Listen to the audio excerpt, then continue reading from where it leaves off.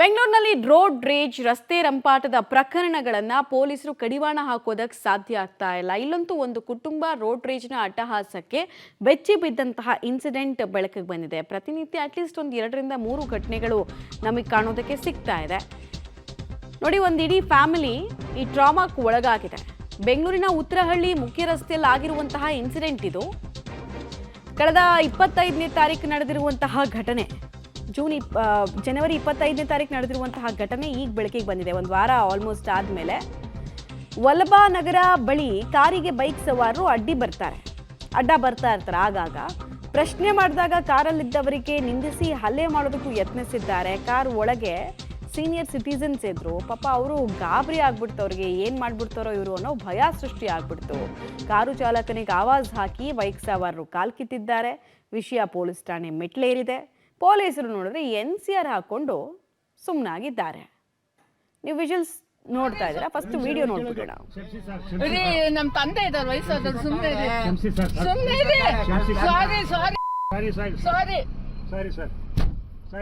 ಸಾರಿ ಒಂದು ನಿಮಿಷ ನೋಡಿ, ಕೇಳೋದು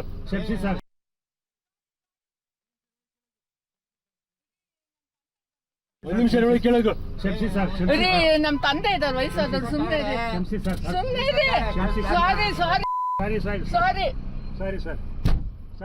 ಸಾರಿ ಒಂದು ನಿಮಿಷ ನೋಡಿ, ಕೇಳೋದು ಇದ್ದವರು ಸಾರಿ ಕೇಳ್ತಾ ಇದ್ದಾರೆ, ಕ್ಷಮೆ ಕೇಳ್ತಾ ಇದ್ದಾರೆ. ಬಟ್ ಇಲ್ಲ, ಆ ಕ್ಷಮೆ ಇವ್ರಿಗೆ ಬೇಕಾಗಿಲ್ಲ. ಇವ್ರು ಬಂದಿರೋದು ಕಿರಿಕ್ ಮಾಡಕ್ಕಲ್ವಾ? ಊರು ಬಸವಣ್ಣಂತರ ವರ್ತನೆಗಳು ಕೆಲವರದು. ಬರದೇ ಕಿರಿಕ್ ಮಾಡೋದಕ್ಕೆ, ಇನ್ನೊಬ್ರಿಗೆ ತೊಂದರೆ ಕೊಡೋಕ್ಕೆ. ಹಿರಿಯ ನಾಗರಿಕರು ಅನ್ನುವಂತಹ ಸಣ್ಣ ಮಾನವೀಯತೆ ಕೂಡ ಇವರಿಬ್ಬರಲ್ಲಿ ಇರಲಿಲ್ಲ. ಏನು ಮಾಡಿಬಿಡ್ತಾ ಇದ್ರು? ಅವರೇನು ಬೈದು ಇವ್ರ ಜೊತೆಗೆ ಜಗಳ ಕಿಳಿಯಕ್ಕಾಗ್ತಿತ್ತಾ? ನನ್ನ ಹೆಸರು ಶ್ಯಾಮ್ ಸುಂದರ್. ನಾನು ಹೋದ ತಿಂಗಳು ಅಂದರೆ 25ನೇ ತಾರೀಕು ಉತ್ತರಳ್ಳಿಯಿಂದ ವಸಂತ ವಲ್ಲಭ ನಗರ ಕಡೆ ಬರ್ತಾ ಇರ್ಬೇಕಾರೆ ಇಬ್ಬರು ನನಗೆ ಮೋಟರ್ ಸೈಕಲಲ್ಲಿ ಅಡ್ಡ ಹಾಕಿ ನನ್ನ ಕಾರಿಗೆ ಮತ್ತು ನನಗೆ ಹೊಡಿಲಿಕ್ಕೆ ಪ್ರಯತ್ನ ಮಾಡಿದ್ರು. ಅವ್ರನ್ನ ಬೈಕ್ ನಂಬರ್ ಅದು ಹಾಕಿದ್ದೇನೆ. ನಾನು ನಮ್ಮ ಮಾವನರಿಗೆ ಅರ್ಜೆಂಟಾಗಿ ಅವ್ರಿಗೆ ಹಾಸ್ಪಿಟ್ಲ್ಗೆ ಹೋಗ್ಬೇಕಾಯ್ತು. ಅದಕ್ಕೆ ನಾನು ಸ್ವಲ್ಪ ಬರ್ತಾಯಿದ್ದೆ. ನಾನು ಬಂದು ಬೇಗೊಂದು ಅಡ್ಡ ಬಂದು ಹಾಕಿದ್ರು. ಮತ್ತು ನಾನು ಯಾಕಪ್ಪ ಏನಾಗಿದೆ ಅಂದರೆ ಡೀಟೇಲ್ಸ್ ಕೊಡ್ತಾರೆ ರಾಘು. ಅಟ್ಲೀಸ್ಟ್ ಬೈಕ್ ಸವಾರನ ಸ್ಟೇಷನ್ಗೆ ಕರೆಸುವಂತಹ ಪ್ರಯತ್ನವನ್ನು ಪೊಲೀಸರು ಮಾಡಿದ್ರ ಅನ್ನೋದು ಪ್ರಶ್ನೆ. ಅವ್ರಿಗೆ ತಕ್ಕ ಜಾಸ್ತಿ ಅವ್ರಿಗೆ ಬುದ್ಧಿ ಹೇಳಬೇಕಾಗಿತ್ತು. ನೋಡಿದ್ರೆ NCR ಆಗಿದೆ ಈ ಪ್ರಕರಣದಲ್ಲಿ. ಪೊಲೀಸ್ ಕಮಿಷನರ್ ನೋಡಿದ್ರೆ ಇಲ್ಲ, 2 ಸಲ ಈ ಥರದ್ದು ಪ್ರಕರಣಗಳು ರಿಪೀಟ್ ಆದರೆ ಅಂಥವ್ರ ಮೇಲೆ ಮುಲಾಜಿಲ್ಲದೆ ರೌಡಿ ಶೀಟ್ರನ್ನು ಓಪನ್ ಮಾಡ್ತೀವಿ ಅಂತಾರೆ. ಏನು ಒಂದಕ್ಕೊಂದು ಪೊಲೀಸರ ಕಾರ್ಯವೈಖರಿ, ಕಮಿಷನರ್ ಹೇಳಿಕೆ ಯಾವುದು ಮ್ಯಾಚ್ ಆಗ್ತಿಲ್ವಲ್ಲ ಅಂತ.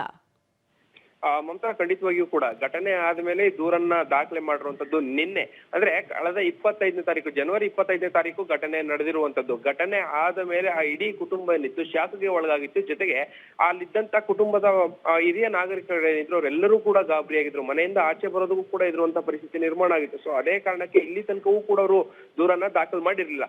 ಬಟ್ ಆದ್ರೆ ನಿನ್ನೆ ಕೊನೆಗೆ ಅವರು ಬೇರೆ ಆಯ್ಕೆಗಳಿಲ್ಲದೆ ಗಾಬರಿಯಿಂದ ಇರೋದು ಬೇಡ ಅನ್ನುವಂತ ಕಾರಣಕ್ಕೆ ದೂರನ್ನ ದಾಖಲು ಮಾಡಿದ್ದಾರೆ. ಅದಾದ್ಮೇಲೆ NCR ಅನ್ನ ಮಾಡ್ಕೊಂಡಿರುವಂತಹ ಪೊಲೀಸರು ಅವ್ರು ಯಾರಿದ್ದಾರೆ ಅವರನ್ನ ಮೊದಲು ಠಾಣೆಗೆ ಕರೆಸ್ತೇವೆ ಅನ್ನುವಂತ ಒಂದಷ್ಟು ಭರವಸೆಗಳನ್ನ ಕೊಟ್ಟು ಕಳಿಸಿದ್ದಾರೆ. ಬಟ್ FIR ಅನ್ನ ಮಾಡ್ಕೋಬೇಕಿತ್ತು. ಜೊತೆಗೆ ಯಾವುದೇ ಮುಲಾಜಿಗೂ ಒಳಗಾಗದೆ ಅವರ ವಿರುದ್ಧ ನೇರ ಕ್ರಮಕ್ಕೆ ಪೊಲೀಸರು ಮುಂದಾಗಬೇಕಿತ್ತು. ಬಟ್ ಅದು ಆಗಿಲ್ಲ. ಬಟ್ ಉತ್ತರಳ್ಳಿ ಮೇನ್ ರೋಡ್ ಅಲ್ಲಿ ಆಗಿರುವಂತ ಈ ಘಟನೆ ಏನಿದೆ, ಇದು ನಿಜಕ್ಕೂ ಕೂಡ ಒಂದ್ ರೀತಿಯಲ್ಲಿ ಭಯವನ್ನ ಬೀಳಿಸುವಂತಹ ಘಟನೆ. ಆ ಇಡೀ ಫ್ಯಾಮಿಲಿ ಪದೇ ಕ್ಷಮೆ ಕೇಳ್ತಾ ಇದೆ.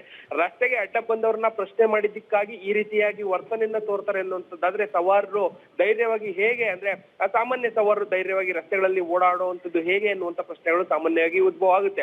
ಪೊಲೀಸರು ಇಂಥವ್ರ ವಿರುದ್ಧ ಕ್ರಮಗಳನ್ನ ಕೈಗೊಂಡು ಬಿಸಿಯನ್ನ ಮುಟ್ಟಿಸುವಂತ ಕೆಲಸವನ್ನ ಮಾಡಿದಾಗ ಮಾತ್ರ ಇದು ನಿಯಂತ್ರಣಕ್ಕೆ ತರೋದಕ್ಕೆ ಸಾಧ್ಯ ಇದೆ. ಇಲ್ಲಾಂದ್ರೆ ಈ ರೀತಿಯಾದಂತಹ ಘಟನೆಗಳು ಆಗಿಂದಾಗೆ ಬೆಂಗಳೂರಿನಲ್ಲಿ ಆಗ್ತಾ ಇರುವಂತದ್ದು ಮತ್ತಷ್ಟು ಹೆಚ್ಚಾಗುವಂತ ಸಾಧ್ಯತೆಗಳಿದೆ. ಮಮತಾ, ಧನ್ಯವಾದ ರಾಘು ತಮ್ಮೆಲ್ಲ ಮಾಹಿತಿಗಾಗಿ.